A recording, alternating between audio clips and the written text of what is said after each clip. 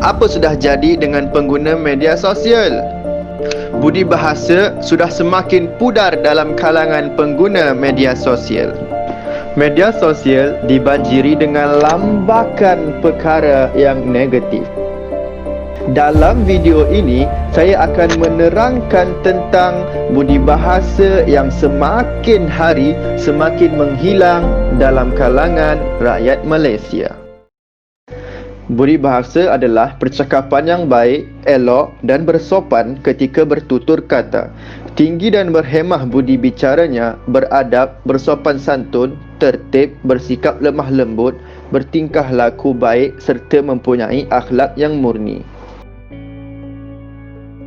Media sosial pula adalah sejenis saluran komunikasi dalam talian yang membolehkan pengguna berinteraksi secara bebas, berkongsi dan membincangkan maklumat dengan mudah. Media sosial memberi banyak faedah dan kebaikan.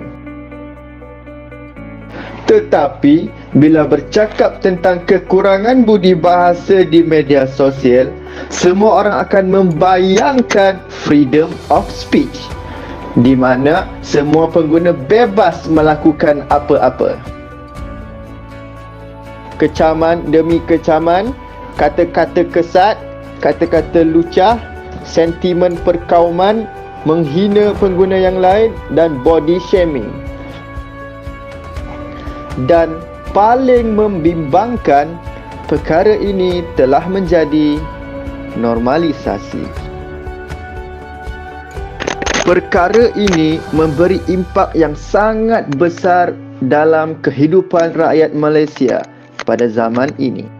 Tetapi masih ramai yang tidak perasan dan tidak ambil peduli. Sentimen perkauman dan hasutan boleh menggugat keharmonian dalam kehidupan bermasyarakat.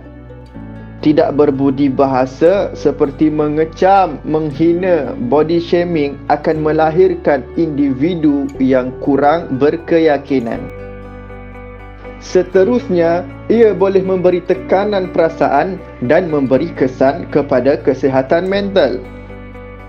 Dan paling membimbangkan, lebih teruk lagi, ia boleh membawa kepada bunuh diri.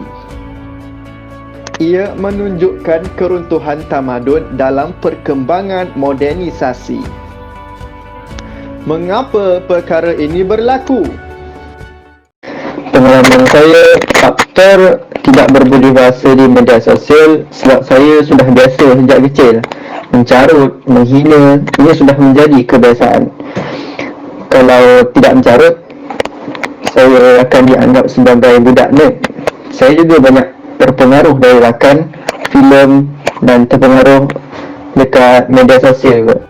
Daripada dapatan temu bual itu, dapat dirumuskan puncanya adalah: pertama adalah berpunca daripada persekitaran, seperti pengaruh keluarga, pengaruh rakan-rakan, pengaruh daripada filem, dan paling jelas adalah terpengaruh daripada media sosial itu sendiri.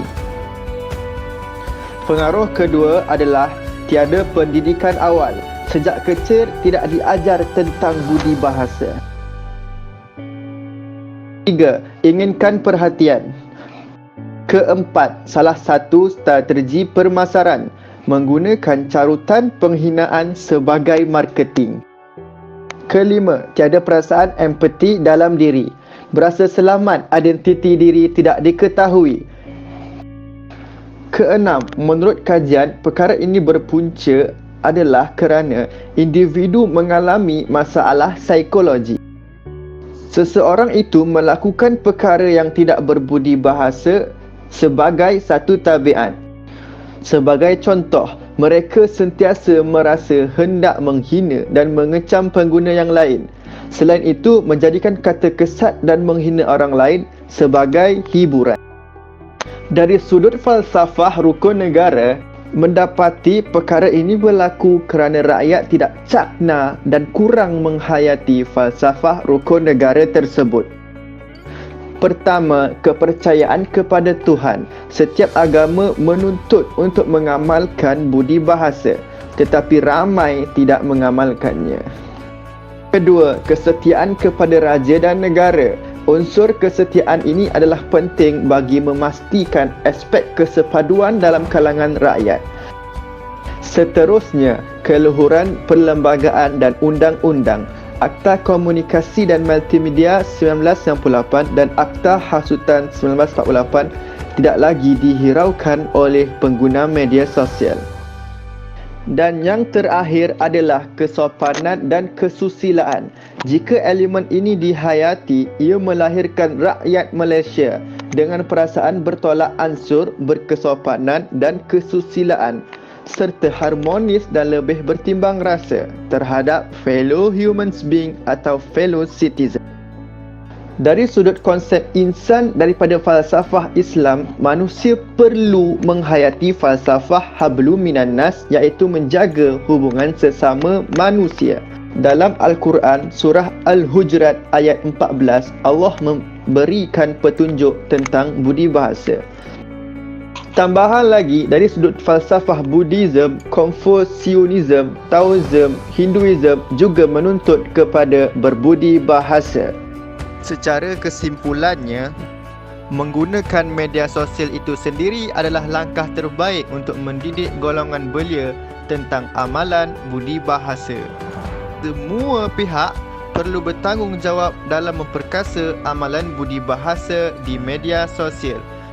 Perkara ini amat penting dalam kalangan belia pada masa kini agar amalan budi bahasa di media sosial ini dijadikan sebagai amalan seharian dalam kalangan rakyat negara Malaysia.